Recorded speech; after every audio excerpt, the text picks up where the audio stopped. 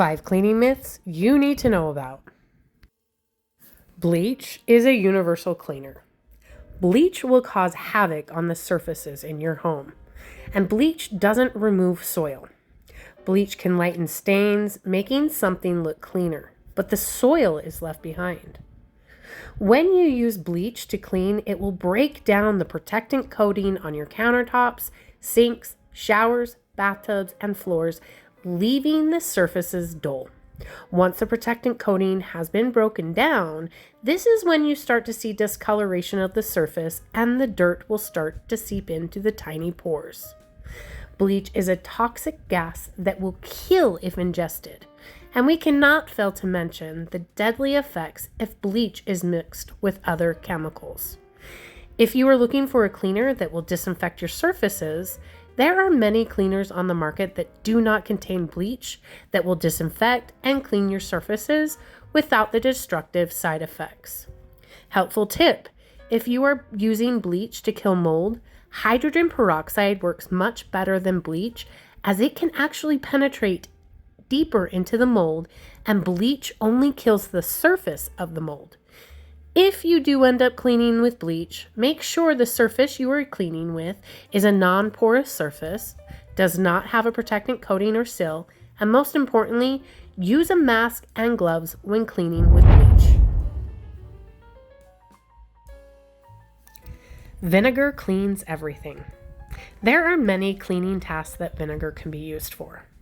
Vinegar is a deodorizer and can kill up to 90% of bacteria and 80% of viruses, but only if the vinegar you are using is not diluted and the vinegar is given enough time to sit and soak. It needs 5 minutes to kill bacteria and 30 to kill viruses. For something to qualify as a disinfectant, a product must kill 99.9% of germs within 5 to 10 minutes of soaking, so it's not considered a disinfectant.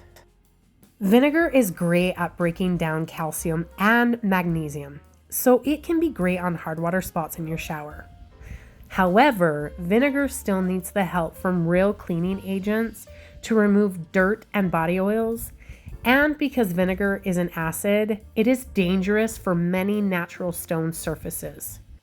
My primary use for vinegar is as a natural deodorizer in a home with 2 dogs and 3 smelly males.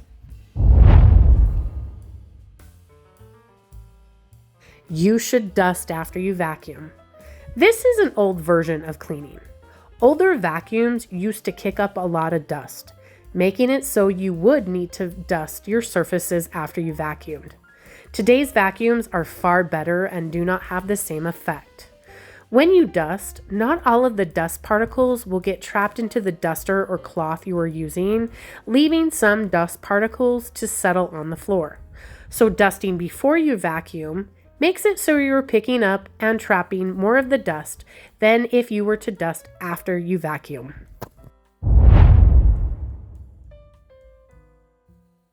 If you haven't already, make sure you subscribe. That way we can continue to put amazing videos out for you guys. Now on to the video.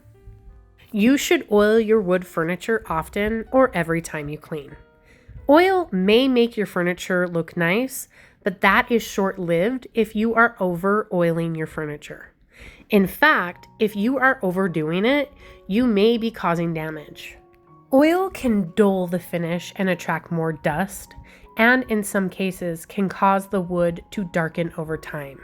Some oils can build up, and this will in return cause white spots. Dusting products that claim to clean and shine actually trap dirt and dust, making it impossible to remove spots. It is best to use a damp rag or duster to clean your wood furniture. It is recommended to oil your furniture every 3 to 12 months. In order to understand how often this should be done depends on how often the furniture is used, the exposure to sun, the type of wood, and how dry or humid the environment you live in is. We live in a very dry state and typically only oil once or twice a year. Make sure the oil you are using is not a polish in a can. When you do use an oil, make sure to clean the surface of any dirt or dust before oiling.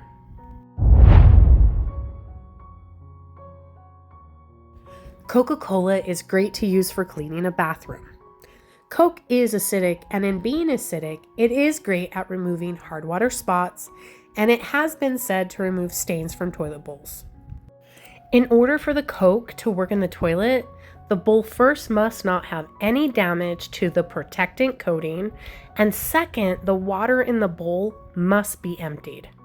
Once this has been done, you then pour the Coke onto the stain, and it must sit for at least 2 hours to overnight.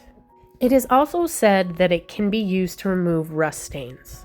Other than that, there's not much more we can say about what Coke can clean. It does not disinfect or sanitize. In fact, it can darken stains.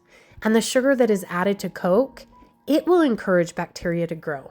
There are far better cleaning products on the market that will do this work for you, and you do not run the risk of possibly making your surfaces dark, and they will actually kill bacteria.